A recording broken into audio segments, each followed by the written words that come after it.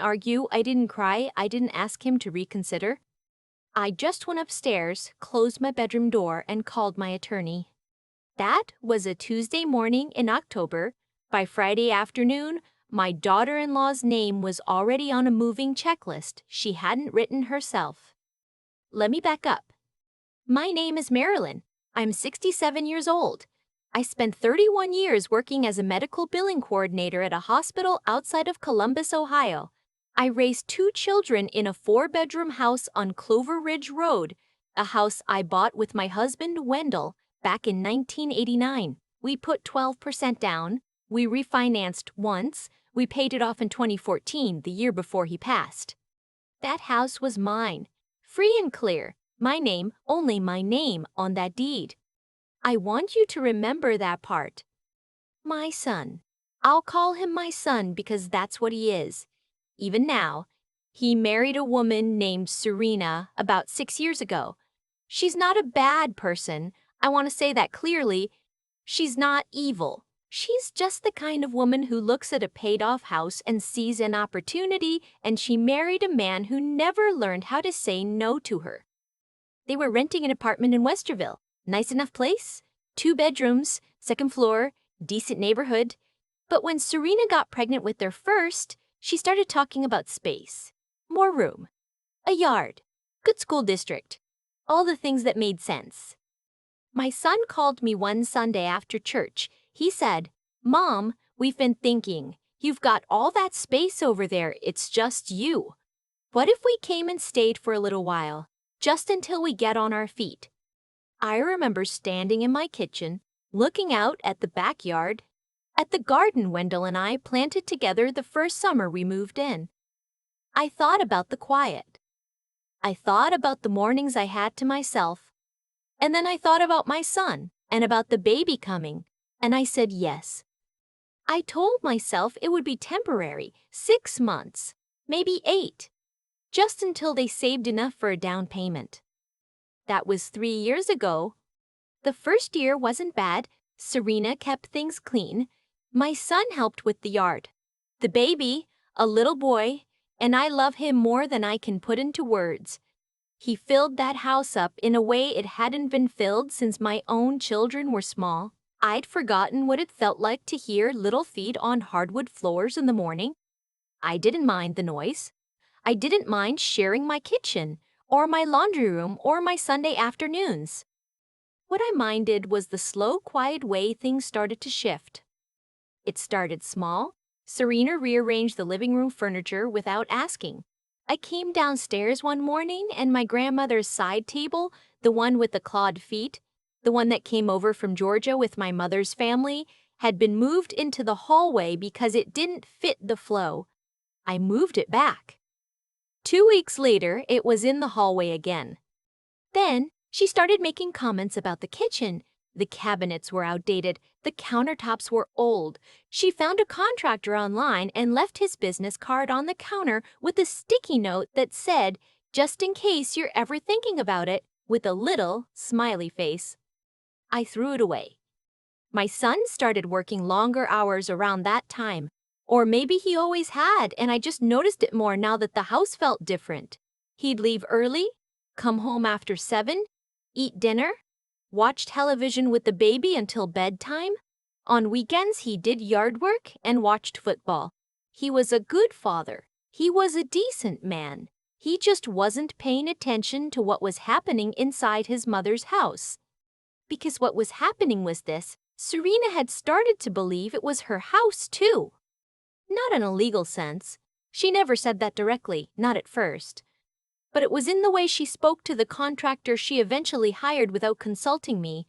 Just showed up one Saturday morning with a crew to, quote, the kitchen renovation she had already decided on. It was in the way she started receiving packages for the house. Throw pillows, a new shower curtain for the downstairs bath, a Ring camera for the front door that she installed herself and connected to her phone. I asked her about the camera. She said, "Oh, I just wanted us to feel safe. It's fine, I have the app." She had the app to my front door. I let too many things go. I know that now. I told myself it wasn't worth the argument. I told myself she was just nesting, just trying to feel at home. I told myself my son would notice and say something eventually. He didn't. What he said 8 months ago on a Thursday evening, I have not forgotten a single word of. I had just come home from my church auxiliary meeting. I was tired. I set my purse down in the hallway and walked into the kitchen, and Serena was at the table with her laptop open, looking at renovation websites, and my son was standing at the counter. They both looked up when I came in, and there was something in the way they looked at each other. Just a glance, just half a second, that told me the conversation I was about to walk into had already been rehearsed. My son said, "Mom, sit down. We want to talk to you about something." I sat.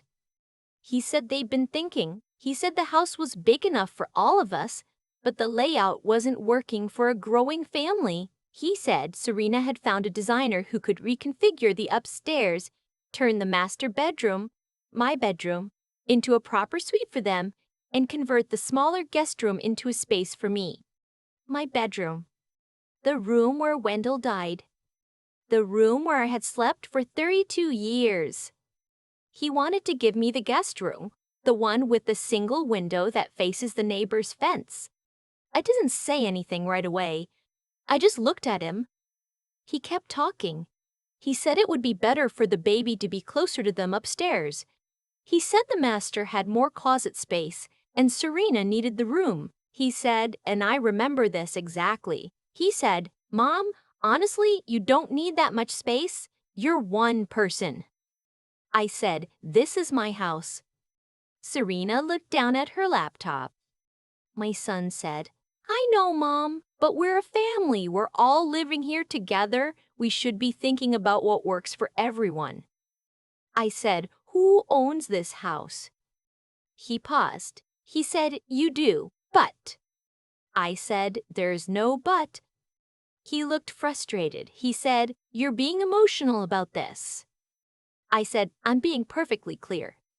He pushed back from the counter. He said, "And this is the part I replay sometimes, not because it hurts anymore, but because it was the moment I understood exactly where we were." He said, "Mom, maybe it's time we had a real conversation about whether this setup is working for anyone." I looked at him. I said, "What does that mean?" He said, "It means maybe you'd be more comfortable somewhere else, somewhere smaller, easier to manage. I worry about you here alone when we're not around." I said, "I'm not alone. You and your wife are here." He said, "You know what I mean." I did know what he meant. He meant we want the house. He just didn't have the courage to say it in those words. I got up from the table. I told him I was tired and I was going to bed. I went upstairs and I sat on the edge of my bed in the dark for a long time. I looked at the room. I looked at Wendell's photograph on the dresser. I looked at the closet where I still keep his winter coat because I never could bring myself to give it away. And then I stopped feeling sad and started feeling clear. I called my attorney the next morning. His name is Roger Ashby, and he's been handling my affairs since 2006. He's a quiet man, methodical, doesn't waste words. I told him what had happened. I told him what my son had said. I told him what I was thinking. He didn't try to talk me out of it. He said, "Marilyn, it's your asset. You can do what you want with it. Let me put you in touch with someone." The someone was a real estate agent named Patricia, a woman who had sold 3 houses on my street over the past decade and knew the neighborhood better than anyone. She came by on a Wednesday while my son was at work and Serena had taken the baby to a mommy and me class. She walked through every room with her notepad. She looked at the kitchen Serena had been redesigning in her mind for a year and a half. She looked at the backyard garden. She looked at the finished basement Wendell had built with his own hands on weekends over 2 summers. She said, "This is a strong market right now. Inventory is low. You'd move quickly." I said, "How quickly?" She said, "Price it right. You could have an offer in a week. I said, let's price it right. I want to be honest about something. There were moments in those 2 weeks that I wavered. I would come downstairs in the morning and see my grandson eating cereal at my kitchen table, and I would think, is this worth it? He didn't do anything. He doesn't understand any of this. He just knows that this house smells like his grandmother and there are toys in the corner of the living room, and when he falls asleep on the couch, someone carries him upstairs. But then I would remember the look on my son's face at that table.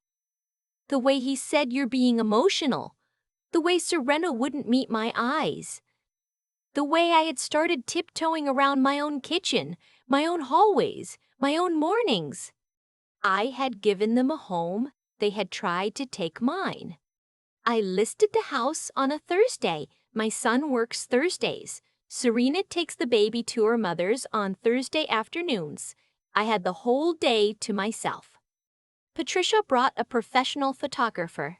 We moved a few things, opened the curtains, let the October light come through. The house looked beautiful. It always had been beautiful.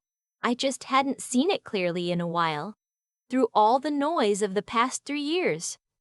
The listing went live at 2 in the afternoon. By Friday morning, I had 4 showings scheduled. By Saturday evening, I had 2 offers. By the following Thursday, exactly 1 week later, I had signed a contract. I hadn't said a word to my son. I had been looking at apartments for myself since the week after that kitchen conversation. I knew I didn't want to go into a community, not yet. I'm 67, I still drive, I still cook, I still go to church every Sunday and my auxiliary meeting every second Thursday and my book club on the first Friday of the month. I didn't need managing. I needed a place that was mine. I found a 2-bedroom apartment in a complex about 4 miles away, 2nd floor, corner unit. Big windows. A little balcony where I've already decided I'm going to put a bistro table and some pots of herbs in the spring. The rent is manageable on my retirement income and the equity from the house, which was considerable, because Wendell and I had bought wisely and held for 33 years, gave me a cushion I intend to keep in my own name, in my own accounts, with no one else's signature required. I told my son on a Sunday. He had come downstairs for coffee. Serena was still asleep. The baby was in his playpen in the living room, stacking rings. I sat down across from my son at the kitchen table. My kitchen table, the one I'd had since 1997, and I said, I need to tell you something. He looked up. I said, I've sold the house. Closing is in 6 weeks. I found an apartment and I'll be moving at the end of November. You'll need to find somewhere else to live. The silence lasted a long time. He said, what? I said, the house is under contract. I accepted an offer last week. He said, Mom, you didn't even. He stopped. He started again. When did you decide this? I said, the night you told me I'd be more comfortable somewhere else. He looked at me for a long time. I watched his face move through several things: shock, disbelief, the beginning of anger, and then, underneath all of that, something that looked like recognition. Like some part of him had always known this was possible, had maybe even known he had pushed for it. He said, where are we supposed to go? I said, that's something you and your wife will need to figure out. You have 6 weeks. That's more notice than you gave me. He said, Mom. I said, I love you. I love your son. I will be his grandmother every day for the rest of my life. But I am not going to give up my bedroom or my home or my peace for anyone, including you. I got up. I poured my coffee.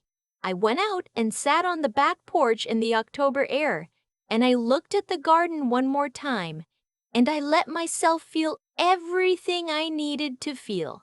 The grief of it, the weight of it, the sadness that it had come to this, and then I let it go.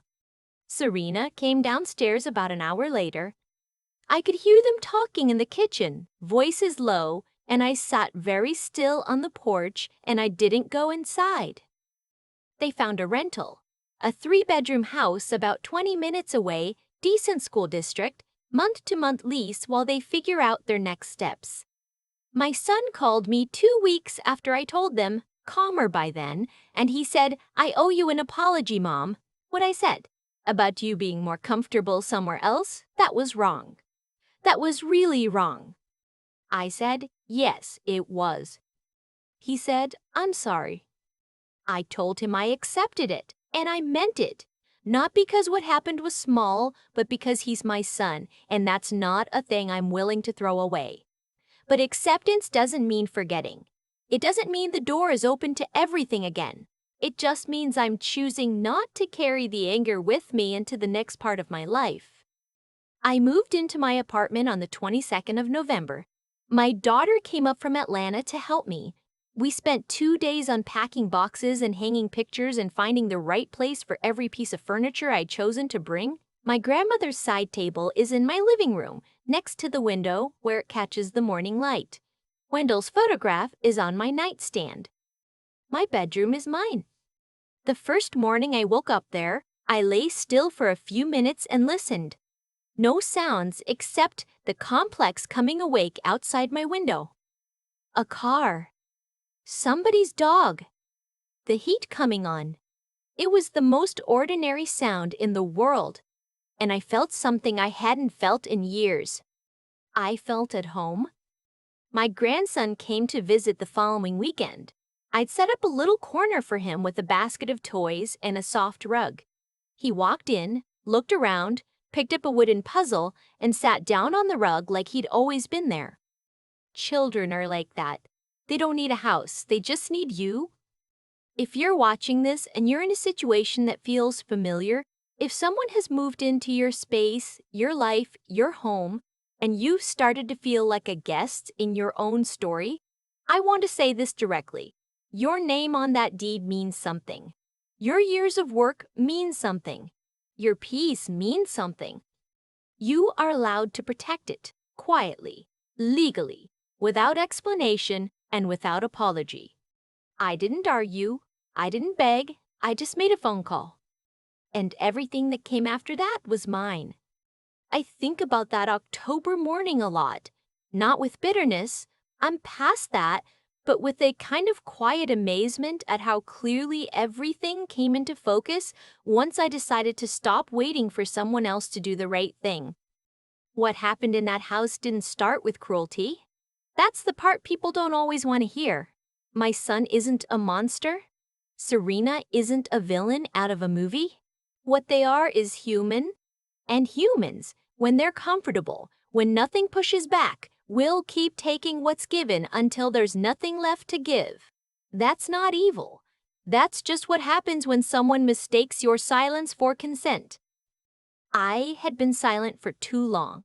Every time I moved my grandmother's table back and found it in the hallway again, every time I threw away a contractor's business card, every time I smiled through a comment about my outdated cabinets, I was teaching them that there were no consequences, that the house, the space, the life I had built over 30 years could be reshaped around their comfort without cost. I did that. I have to own it. But I also know that the moment I picked up the phone and called Roger, something shifted in me that I can only describe as coming back to myself. There's a kind of wisdom that only comes from having lived long enough to recognize a pattern, to see not just what is happening but where it ends if you don't act. I had worked 31 years. I had raised children. I had buried a husband.